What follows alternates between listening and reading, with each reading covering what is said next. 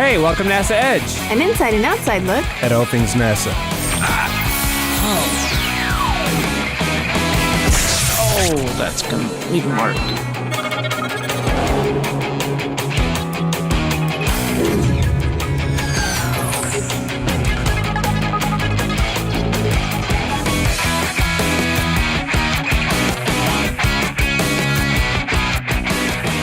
Welcome to NASA Edge. An inside and outside look at all things NASA. We're here at the Green Flight Challenge 2011, sponsored by Google. In beautiful Santa Rosa, California. It is beautiful too, and a little chilly, but it doesn't matter because we're at a very exciting competition looking at new innovative technology being employed in these really interesting experimental aircraft. And we have a diverse group of competitors from all over who have come here to showcase what they have in green aviation.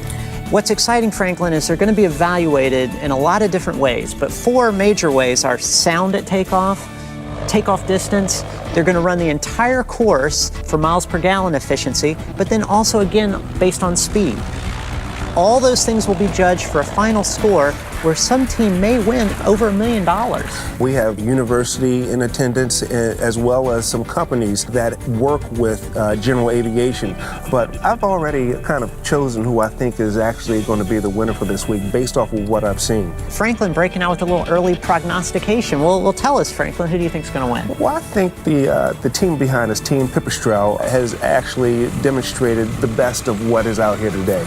Number one, they have a very unique design. This is a one-of-a-kind aircraft behind us. It's the Torch G4, which is basically Check out the big brains on Franklin. Well, you know, I kind of read up on it before we started. But it is a really unique aircraft, and it's one of a kind. And from what I've seen so far this week, I think they have the upper hand. Well, I tell you, Franklin, it's a good choice. They're certainly a great team, but I have to go with eGenius. Not only do I love the motor being mounted from behind, it's a very unique and efficient design, but also they've got a great name, eGenius. I have an affinity for the genii. Because you're a genius yourself. I fancy it.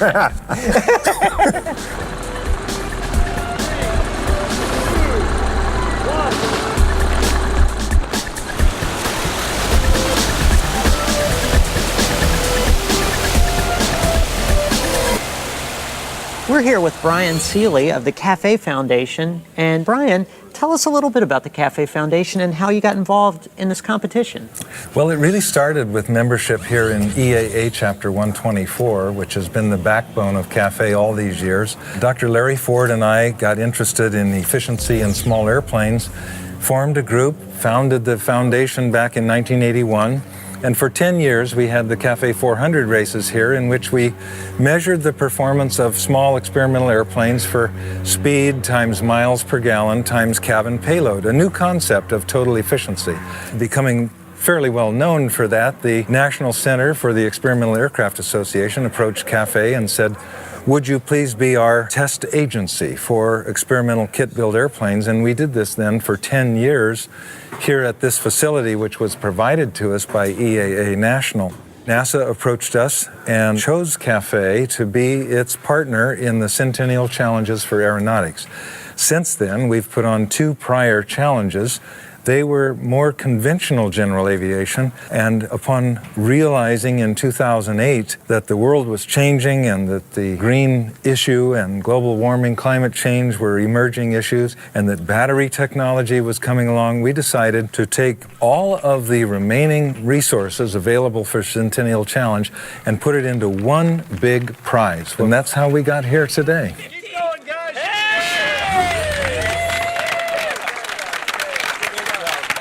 How have you felt about the response that you've had so far? It's a very good question because we wanted to set the hurdle bar very high, and yet we wanted it to attract a real diversity of innovators. We succeeded in that. We had 14 teams that registered, signed up, and were in the running. And then, of course, the true difficulty of this challenge began to make itself known, and the field began to have some attrition, as you might say. And we see just how hard it really is, and yet that's an affirmation that I think we've set the bar just right. Brien, what were some of the obstacles that some of the teams were unable to overcome? Well, quite a diversity of obstacles. One of them was funding, one of them was running out of time, one of them was the inevitable unforeseen event, a hard landing or a vibrating engine that couldn't be tamed or things of that nature. It was many different things that came into play, but it certainly wasn't inspiration, and I consider every single one of the 14 teams to have been a true hero to jump into this. As CAFE moves forward, what kind of challenges do you see in the future? I mean, especially with this relationship with NASA, you've had this. What's next for CAFE? The big excitement is that with electric aircraft, you have for the first time an opportunity for extremely low noise. If you solve the noise problem, then you solve the neighborhood problem, you solve the land use problem by bringing in the high lift technologies, the short runway capabilities. And the first step, as you've seen here, is to prove that the airplanes have a legitimate place in the world of efficient travel, emission-free, and that they can essentially rival a Prius in their economy. That's the great challenge. You know, nature has had 13 million years to perfect its aircraft, and we've had only 100. So we have a long ways to go. We're here with Joe Culbeth, and we're sitting in a Distair, it's motor glider, right? Is that what this is? Most people refer to it as a motor glider, but actually the category is glider. Okay. It's self-launch. Because it has an engine, it doesn't require a tow plane to get it aloft and fly. I understand that another unique feature about this particular plane is that this is a former CAFE Challenge winner in 2008. That's correct. The exact model airplane, that particular airplane now, 109 Uniform Alpha, lives in Portland, Oregon. But this is the exact same model. But that's cool. I mean, the main thing is that when we look at these challenges and see people competing, their technology doesn't just win an award. Eventually, it goes on and makes its way into planes, and they're used. And in this case, obviously, you've got a very efficient plane here. It's extremely efficient. It's like a Rolex watch. When it comes to an engine, it's smooth and silky, and you have to take care of it nicely, and it'll run forever. 2,000 hours is before overhaul. Wow. That's a lot. That's a lifetime. I think this might be the plane. This is it.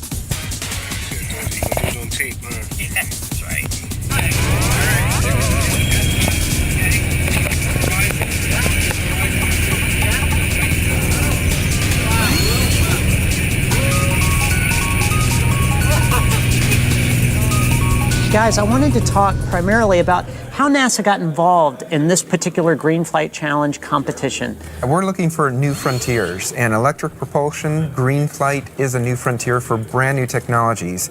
I mean, the electric motor and battery systems and controllers that you see demonstrated here in the competition are a bigger step away from turbines and reciprocating engines than we've taken in a long time.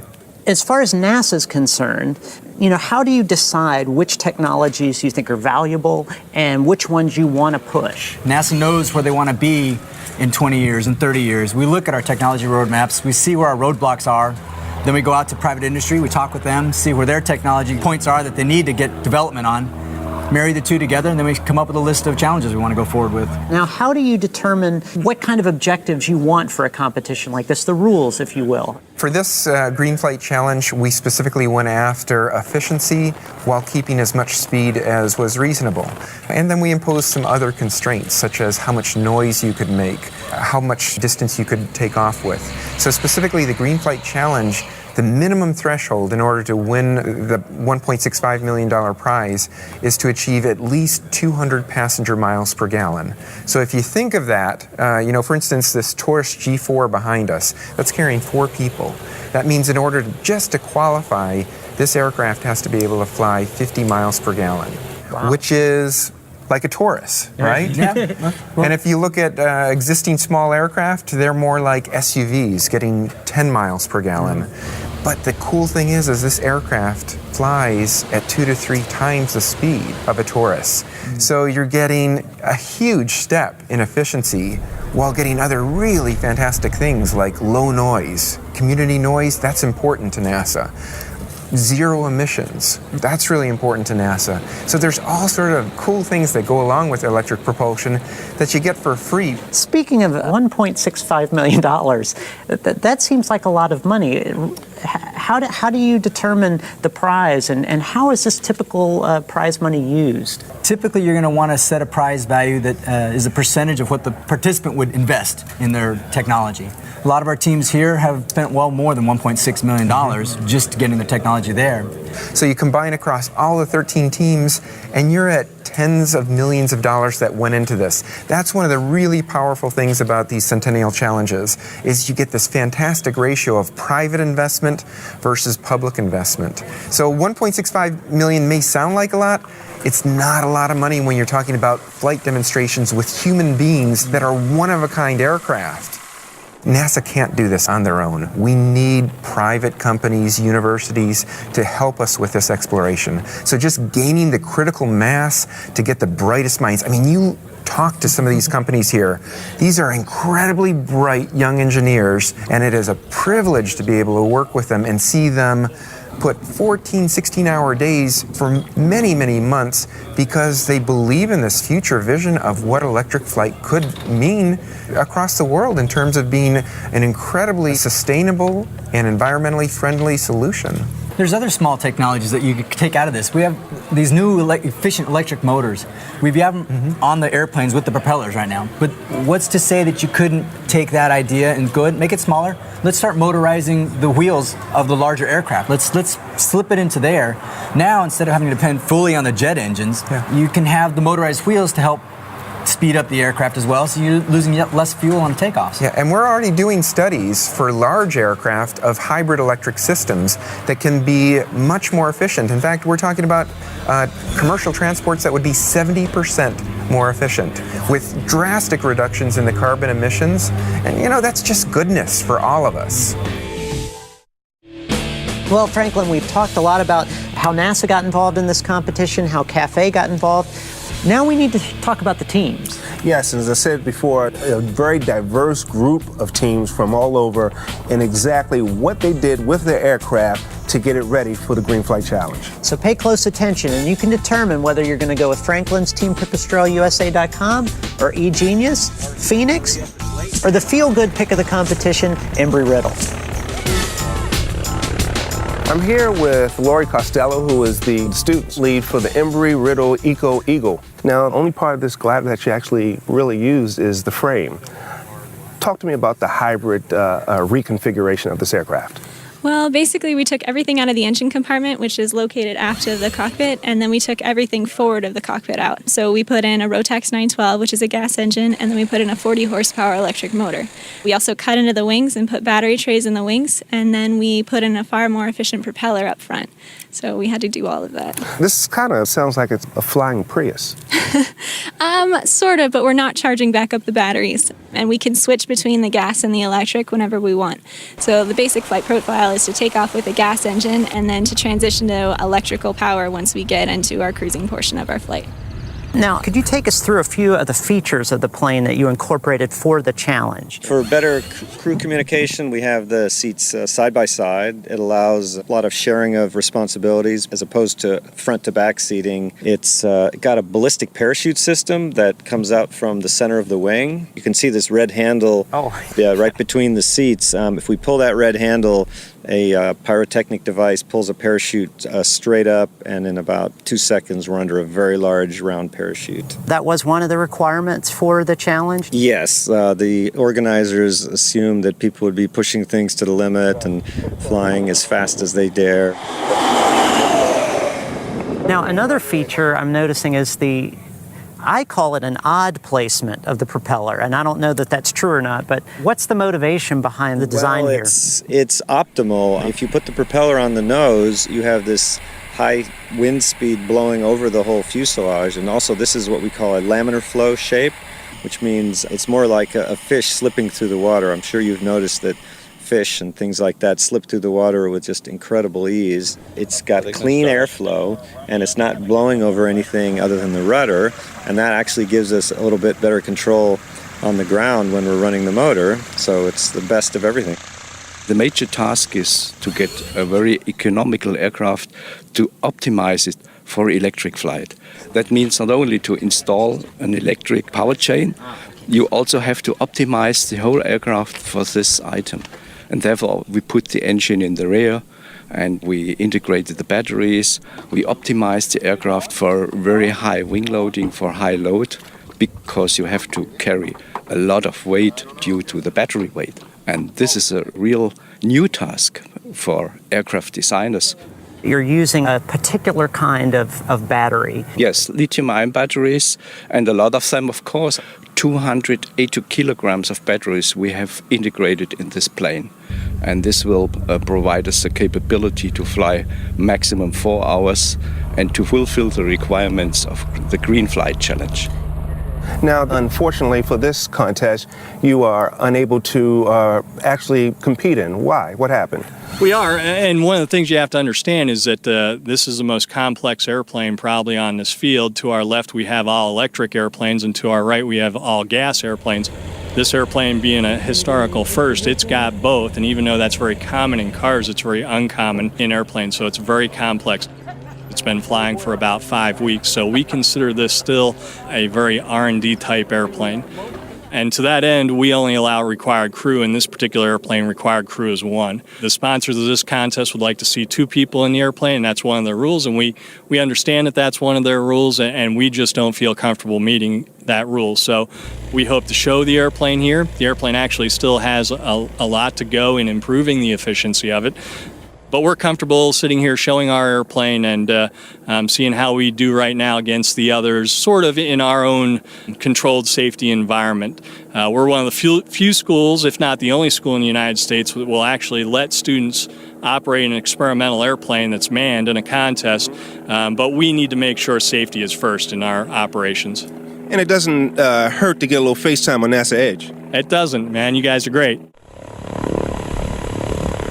Jack, my big question is, how did Team PipistrelleUSA.com get involved in the challenge? Well, when I first heard about the challenge about 1.5 to 2 years ago, the first thing I did was take a look to see if it was really feasible for an airplane to fly at 200 passenger miles per gallon. And pretty quickly it turned out if you get a good modern motor glider that you could pretty easily make the 200 passenger miles per gallon as long as you can modify the aircraft and still meet all the other requirements. So Pipistrel came up with the idea of putting together 2 of their Taurus fuselages, and in fact everything from one fuselage outboard is entirely stock Taurus. And it's only the inner wing and the nacelle that you see there that's been completely specially built for the competition.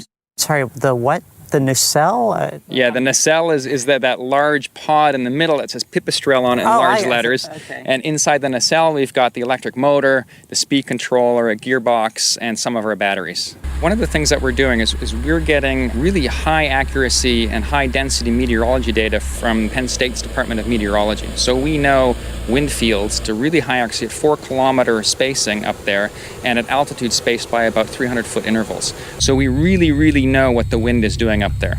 And we're using those predictions of wind to help plan our path around the course. So we know whether it's worth it to fly high to take advantage of winds at high level or whether we should stay low. And we're going to know how much power we have to put into the airplane and how fast the airplane should fly to maximize the miles per gallon that we're flying. The team has flown, and have they come back and said, yes, this is excellent, this is getting us the data that we need? Yeah, well, I'll tell you, on our miles per gallon flight yesterday, for the first few laps, we were flying the course within 1% of our predicted energy consumption. Oh, great. So we're ecstatic about how closely our predictions are matching our actual performance of the airplane. It sounds like there's a lot of activity going on during these flights. Do you ever get a chance just to look around and think how great it is you're flying in Northern California and just enjoying the beauty? Is there any time to do that? Of course, if you want. I'm always looking outside, of course. And yesterday we flew up to the north, and then we could see the seaside in the west. We could see the Bay of San Francisco in the south. We could see this little fog which was on the coastline. It was beautiful, purely beautiful. That's Klaus from my team. What about Jack from Team Pipistrel? Hey, again, admittedly, very competent guy, but I'm still sticking with E-Genius. Well, you know, if Chris were here, he'd be pulling for Jack because this is fellow alum from Penn State. Yeah, is that tampering? Anyway, it's been a great competition. It's been great to see these teams actually run through the course and get to know them a little bit. There's lots of stories behind these guys. And you know, you got to have a heart for the team from Embry-Riddle with the Eco Eagle. It's one thing to see engineers, seasoned veterans out here, and engineers who have been in the game for years, but you have students, actually almost kids over here, working on this aircraft, and they were just happy to get here and in this case demonstrate their aircraft. And then of course Team Phoenix during all the competition is flying like an ace pilot, doing all kinds of maneuvers. So we've seen a lot of diversity in the teams and even in how they approach the competition. So we're really looking forward to finding out what the judges had to say in the competition and finding out who's going to win the Green Flight Challenge 2001 sponsored by Google. Good afternoon, and welcome to today's awards ceremony here at the NASA Ames Research Center at Moffett Field, California. And it's a wonderful day to announce the winner of the first Green Flight Challenge. In first place with a passenger miles per gallon of 403.5 is the Langolin Aerospace LLC Pipistrel USA team led by Jack Langolin. Your prize is $1.35 million.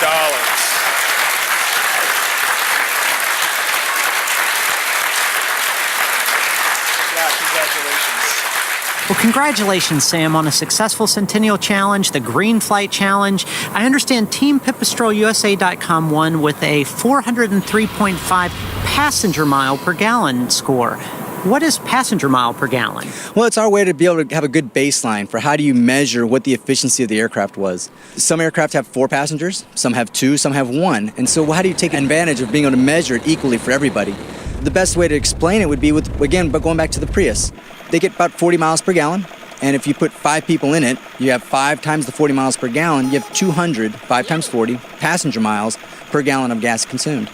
When you started this competition, I understand that you were only requiring or expecting people to approach that 200 passenger mile per gallon area. You got to be pretty excited. I am, with the 403, exactly. Because when we first set up the rules for this competition 2 years ago and said we need 200 passenger miles per gallon, we were scoffed at. People thought that that's totally unachievable. There's no way you're going to have any winners.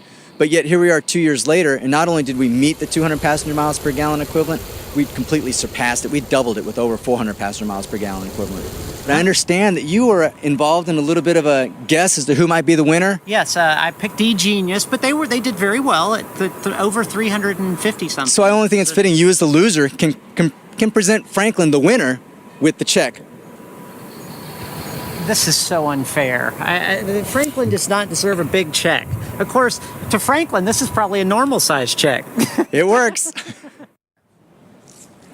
Double or nothing, the bank does not cash that check. You are on. Sucker.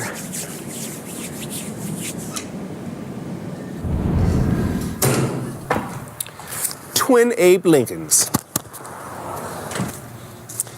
Make that out to every man. And in the memo line, put college fund. It's ridiculous.